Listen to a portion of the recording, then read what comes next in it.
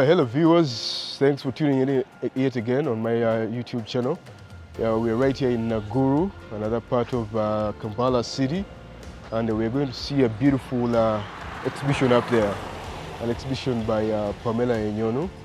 Let's go in, right in. But before actually going, I was just by Senkulu House of Fashions. This beautiful Afro baseball jacket they have. Look how nice it looks. But let's go in, see what the exhibition has for us, see what Kampala has as regards art, and yep.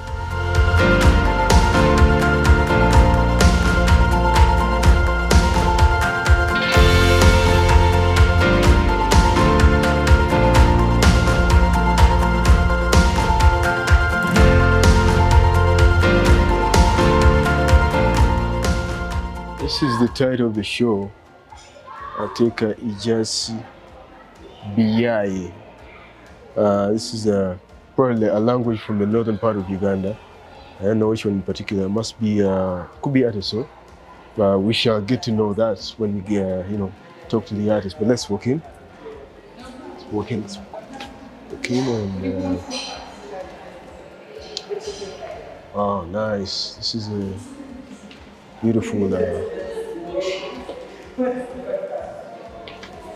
Can pick one of these exhibition texts for everybody to for the exhibition. Text about the exhibition. The title, very interesting, Ateker Ijasi Biyayi. I think that translates to greetings from the road. In brackets, a dedication. Solo exhibition by Pamela Enyonu. All right. So yeah, let's walk in. When you walk in, you are also greeted by these calabashes. These can't be verses, they're calabashes written on. They remind you of so many artists.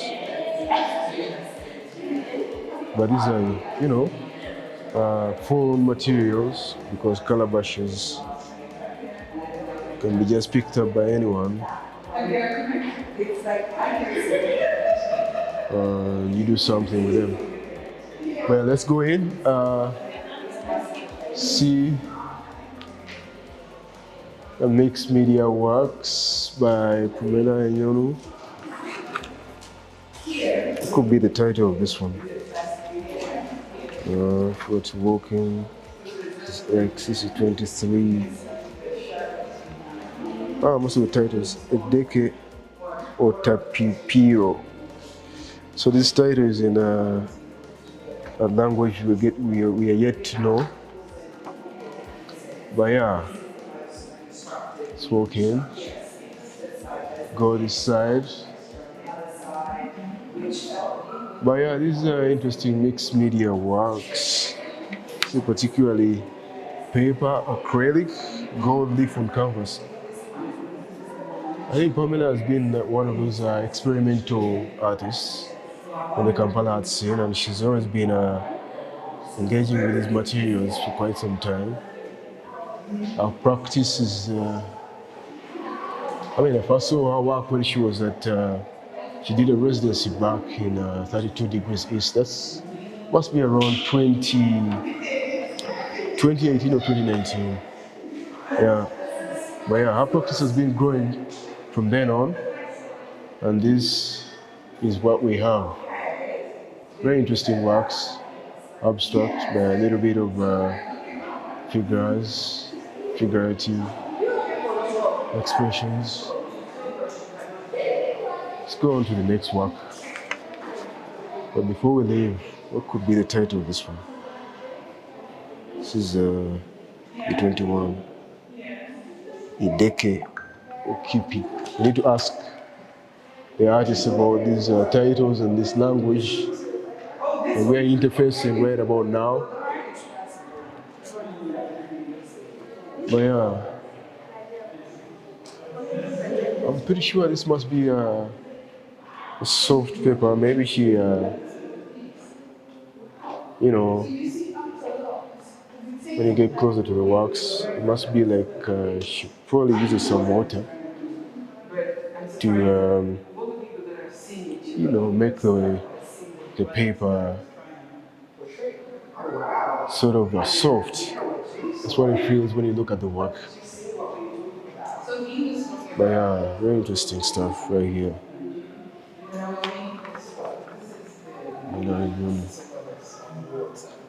So unlike where we are from winter, so we have no lakes. So water is very scarce. Very interesting. Well, it's also interesting in text in a work we are yet to find about. You probably ask about the text as well.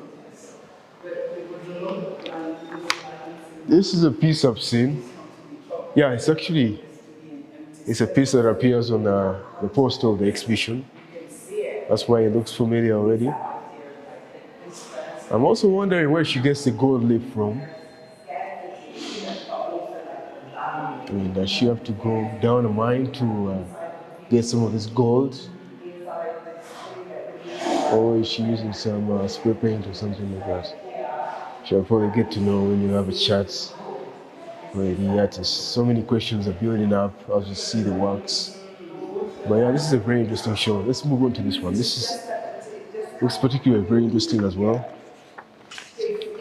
What is the title of this one? This should be 26 Nambi Oweguru.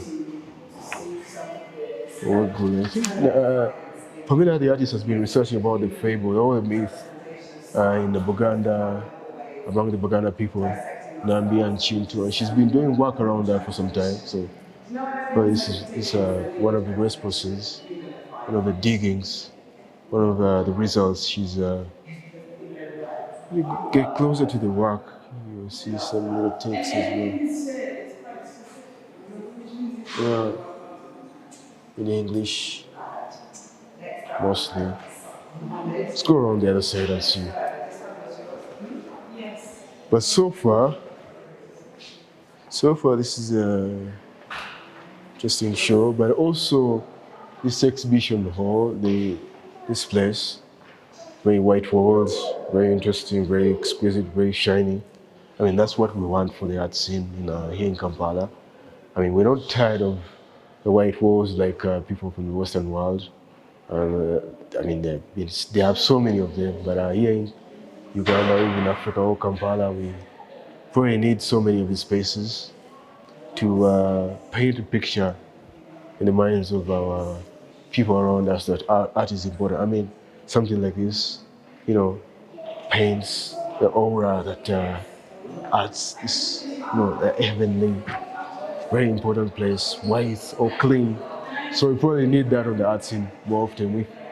I'm sure this is a space that is going to change the art scene if we continue having exhibitions here. But yeah, let's go around, see more of the work.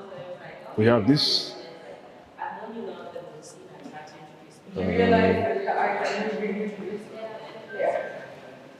Like a television screen or something. Like a wall hanging, quite different from the other works which are on the canvas. But yeah, let's go right there and see also, these are the works. These works.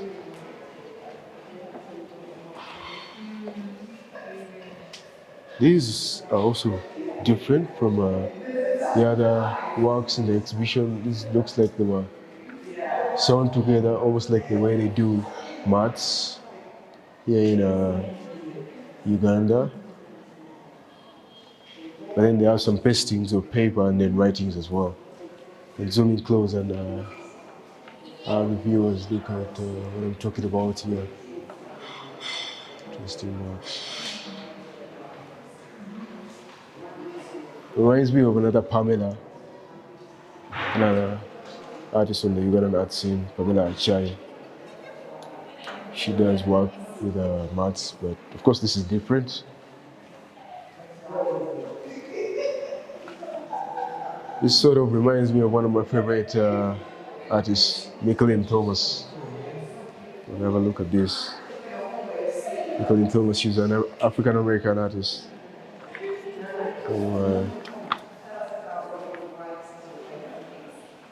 Also that, very interesting.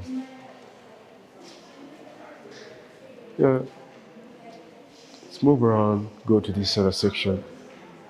Yeah, these sort of wall hangings as well. Very interesting in nature. You have to take note, this is the first exhibition that Pamela is staging in Uganda, first solo show ever on home soil, which is very interesting, very big deal. But yeah, let's zero in on these three particular works. I mean, when you get closer to Pamela's work, you can, you really, there's something about how she uses her material. It shows somebody that is very careful with the way she works with the material, and she's very intentional, of course. And there's the way she studied her material over time, and this is an artist who understands their material. This soft paper, this looks like tissue paper. Maybe it's dipped in a liquid or water or something. You get to know that, those details, but there's the way her works, lie heavily on the technical side as well. I mean, of course, we are going to dig into the conceptual bits, the narrative, the stories, but technically, when you look at the works, they are well executed, they are carefully, stretched on the canvas, and very much, pleasing to the eyes. So these are three works that I'm interested in. The one on this side is Ateker. This one. Interesting. You can see three figures over there. One seems to be praying. The other one looks like a man, but these are probably two ladies. Very interesting abstract work that can make you draw so many conclusions, so many stories. You could talk in length when you look at just like that. But I also look at this one, much more abstract. No figures, just actually you could say it's a semblance of a tree somewhere. Yeah, it's called Tree of Knowledge. Yeah, that's why. There's lines that denotes a tree somewhere, and some fruits that are golden. I've seen somewhere that, Pamela is interested in mates. Maybe you could think of the Garden of Eden somewhere, the forbidden fruit. Something along those lines when you interface with the work, or maybe also the text. But yeah, those are three works. There's this one as well. What do they call this? Certain materials. Similarly, of a figure of a female, veiled up a little bit, but something like a queen or somebody who's important. It reminds me of Erica Badu. Yeah, with a headdress, seemingly like a headdress, seemingly. Certain materials that title this one. But yeah, I love how she plays with this soft tissue paper material, forming these creases like it's beautiful. Yeah. Oh, sorry. So let's go in. Get into another section of the exhibition. There's some video work. We'll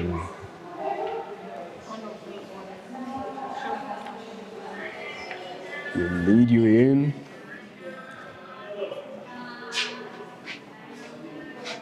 It's an interesting video installation by the artist. It's a collaboration with another a person that I saw. I saw the credits running. But it starts with this popular lullaby.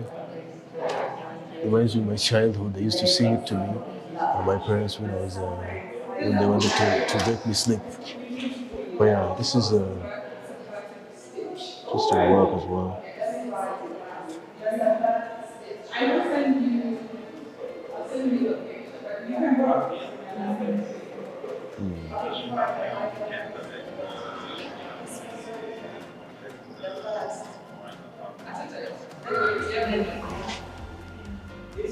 Is that German? Yes, hello. He's coming. Oh, so Yeah, no worries. you're part of the team too? Yeah, I'm part of the team. Oh, no. That's so crazy. Alright then. So, let's walk out.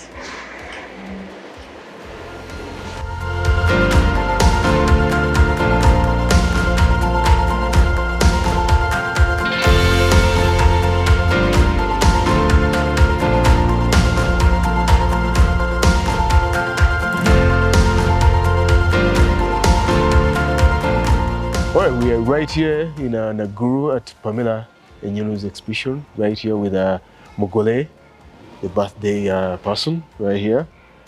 She has just put on a beautiful exhibition. It's been in waiting for a long time. This is the first solo show after so many years of working on home soil. But yeah, we have Pamela Enyonu here, and yes, please, Pamela, thanks for giving us the time of the day to speak to you about your beautiful, wonderful exhibition. Please tell us about the title of the show that I've been having trouble pronouncing. Where does these words come from, and why are they important to you and to the show and to the works in this showroom? Let's see. When I was putting the show together, I put it together as without a title. I was thinking of putting a show that showed my journey as an artist from when I left corporate in 2017. Because my first sort of solo show was at 32 East, where I talked about, the title of that show was Ego Precis. And Ego Precis literally means knowledge of self, you know, awareness of self. So I wanted a bit of a continuity from that exhibition, hence the exhibition called Ateker, Ijasi Biyayi. So the word Ateker is an Iteso word, but it does not only apply to Iteso. It applies to almost all the whole Nilohamite speaking community. So we're talking about the Kumams, we're talking about the Karamojong, the Iteso, and any of the admixtures that are around that area. And the Ateker in that language means kin of Uganda, for lack of a better word. And then Ijasi Biyayi means how are you? So back at home, when you are, you're walking on the street and you meet maybe people working in a group and you don't want to single them out one by one, you say Ateker Ijasi Biyayi, which is literally saying kin, how are you?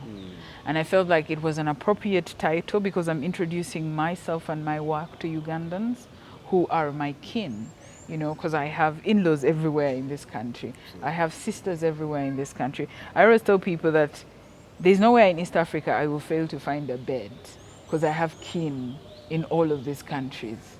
I have relatives, I have in-laws, I have cousins, so the whole of the East African region for me is home. And I just wanted to pay homage to that in the title. Oh yeah, thanks a lot for that.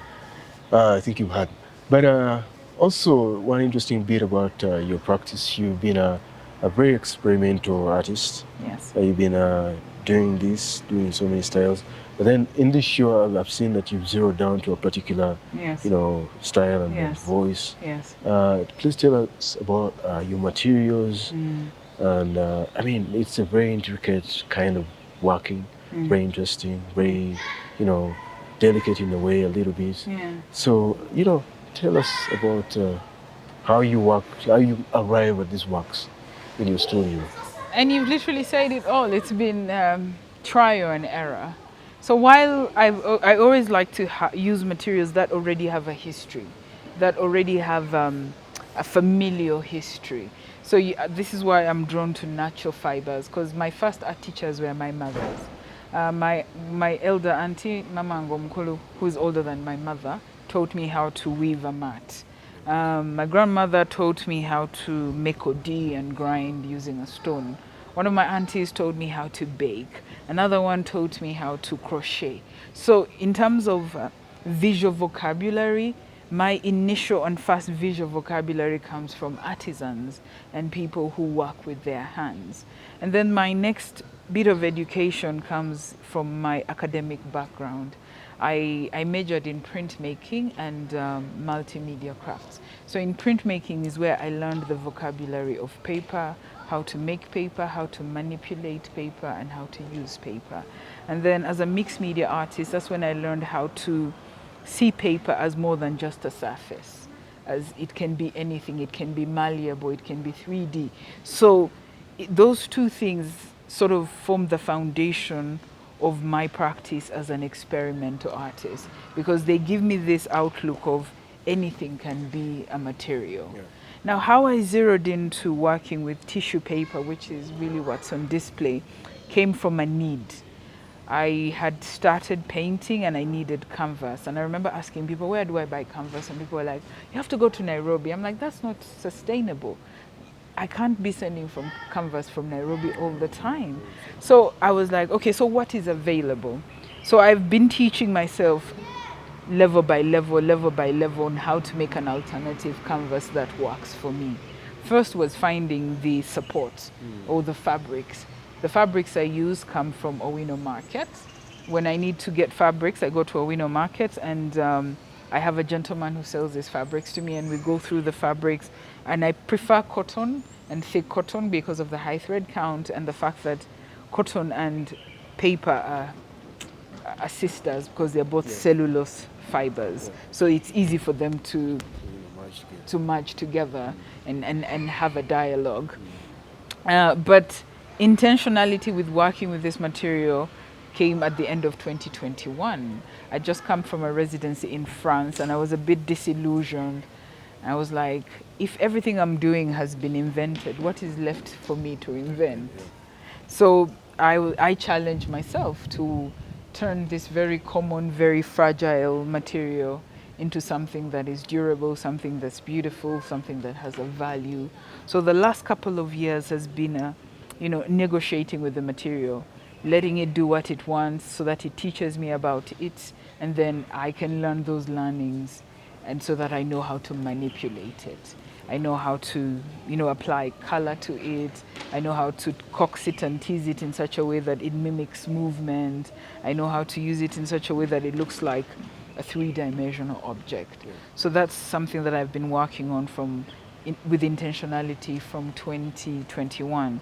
So which brings us to here, where all these works have assembled, all their different years of being made has assembled. So the exhibition has works of things that I started in 2019, all the way up to things that I've finished in 2024. So the fact that they're signed 2024 does not mean they were made this year. It literally just means they were finished this year. And this was the first time where I had a critical mass to make a full exhibition. I've been working on this exhibition for about 2 years, from the moment I spoke to people about it. So there's been very intentional choices in who do I work with, how do I want to work with, which kind of eyes do I trust to see it and see its development. Because sometimes also when you show your work prematurely to people who don't understand your journey, they can discourage you. Absolutely. So it's very important to protect your idea until you're ready to share it. And I think for me, this exhibition is me saying, I'm ready to share this idea. I've been working on it for this long. Now these are the results. I'm waiting to hear feedback, and which has been very positive. Absolutely. I mean, Pamela here has been cooking for a while, as you've heard. And we are right here enjoying what she's been cooking for all this while. But yeah, tell me a little bit about the sculptures, the calabashes in the show, which are, yes. This is something that is new from you, yes. At least to me, to my eyes. Yes. I haven't seen it anywhere else. I've been to your studios a few times. I've interfaced with a bunch of your works, but this is, I've never seen this. Oh, did you see the Angelou exhibition last year? I saw that. They were there. They were there? Oh, yeah, so these calabashes come from that exhibition. You remember the piece that was called A Few Burning Questions? The installation that was in the back. Oh, yeah. Yeah, with the basket and a calabash inside it. Yes. So that piece was basically a piece that was supposed to provoke meditation and thought. And the things that I was thinking about, because the exhibition was about creating and holding space, and I wanted to think about how we hold and create space within our communities. And I was specifically thinking about my elders, my aunties. These people, when they are teaching me how to weave, they were passing on both the wisdom of the material and the industry, and the wisdom of life, of living. And when I was making these calabashes, I was asking myself, when you're advising somebody or when your elders are speaking to you, how much censorship is in the conversation? What do they choose to share with you, and what do they choose to withhold? It's why the pieces are almost like a puzzle. You have to put together meaning for yourself, which is almost a very strong way in how we're educated through our maternal line. There's a lot of proverbs, there's a lot of layering. Nobody tells you things directly. You'd be lucky if you got direct advice. There's always different layers, because they understand the complexity of life and the different areas you have to keep negotiating. So this is where the calabashes came in. And I was looking for an object, one that is familiar. Everybody knows what a calabash looks like. But I was also looking for elements of surprise. So when you say this is the first time you're seeing it, you've seen it before, but you've probably never seen it presented like this. And I enjoy those little challenges, because my materials have to be, one, accessible, and they have to be familiar. And I also enjoy using everyday materials, because you're an artist like me. You understand there is a hierarchy in material. In all our learning, we're told that the highest hierarchy is work framed on a canvas made in oil. That is the hierarchy we're told.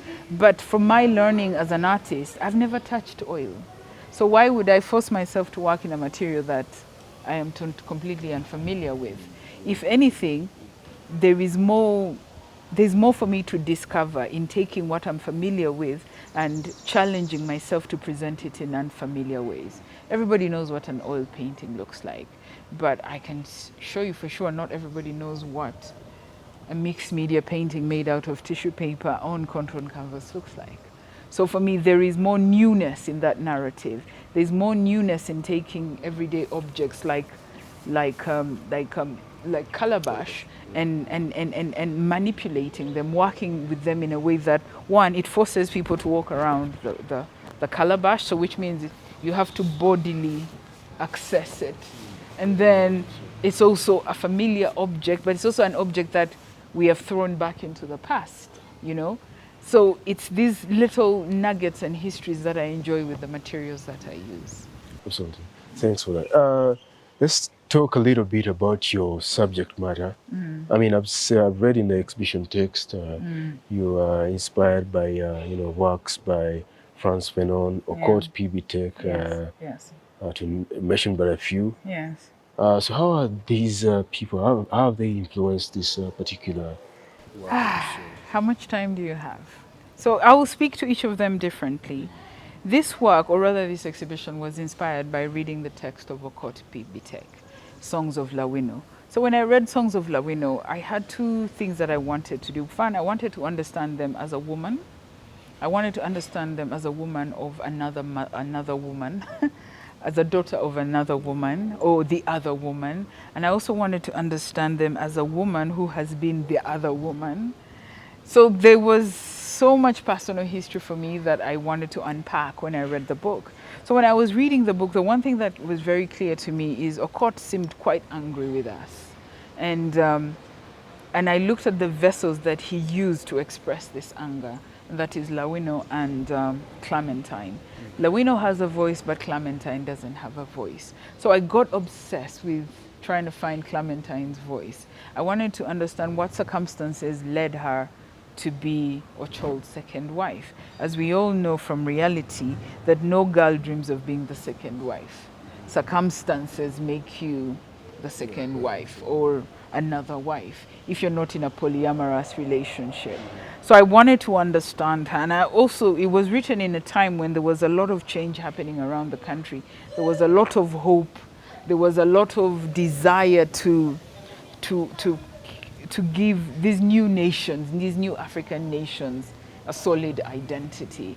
And I think enough time has passed for us Africans to question these foundations, to question these modalities, and also checks and balances. You know, how have we done as envisioned by our forefathers? But I knew that starting with Clementine was too far ahead in the story. I would have to understand what created Okot's frustrations. So it meant I had to go further back. And I kept going further back. And it's at 1858 that I said, okay, I'm not going beyond this point. And this exhibition is basically a beginning journey of interrogating that Ugandan history from that point. But I don't want to repeat things people already know. I just want to know how these histories remain continuous in my life today. You know, if Christianity came to us around that time, how has it stayed in my life today, and how does it continue to affect the way I think, the way I make decisions? If ideals of feminism, where did they come from? We have a goddess like Nambi, but he's not in popular folklore anymore. I don't see cartoons made out of Nambi. Which means that this story was not strong enough to stay in our psyche. And then there are 62 tribes in this country. Why do we remember only 4 creation stories? Yeah. So I have questions, and I realize that these are questions that I can't answer by myself. I have to open them up to everybody else, to everyone who calls themselves a Ugandan or an African. I'm interested in hearing how they navigate some of these, these absences of knowledge and information. All right, so we were walking around and we fell onto one of his works by Pamela, and I thought it was really interesting. I saw a map of Uganda, and there's Lake Chogasama and Lake Victoria. Please tell us about this particular work.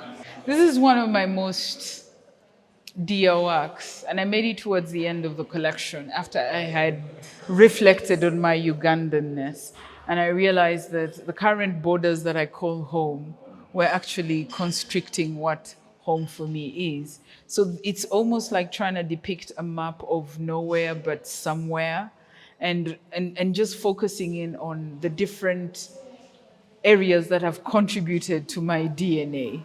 Because I have my people that live around here, the Itasots, Langis, and then I was born around the Lake Victoria Basin in Kampala, and then I've got relatives across towards the Lake Albert. So I wanted to sort of do a piece of work that recognizes this, but does not draw clear attention to that, almost sort of taking into consideration the interruptions that have happened by various things that have happened to us as people that live around the Great Lakes region.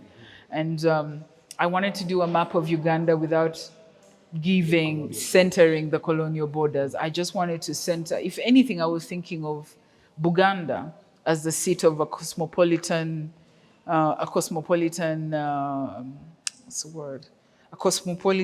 era that happened around the Great Lakes region.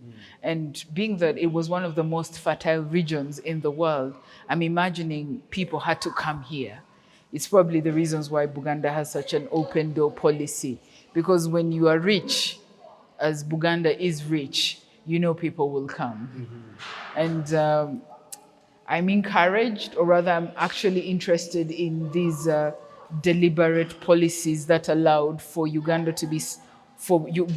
to be such a diverse place to live in. Yeah. And this and that are actually quite related, because they are the beginnings of a critical study on my history. So while the other side you've got the divinity and me, interrogating myth, these ones are actually interrogating actual written histories. What is the title of this one? Akipi. What does that mean? Water.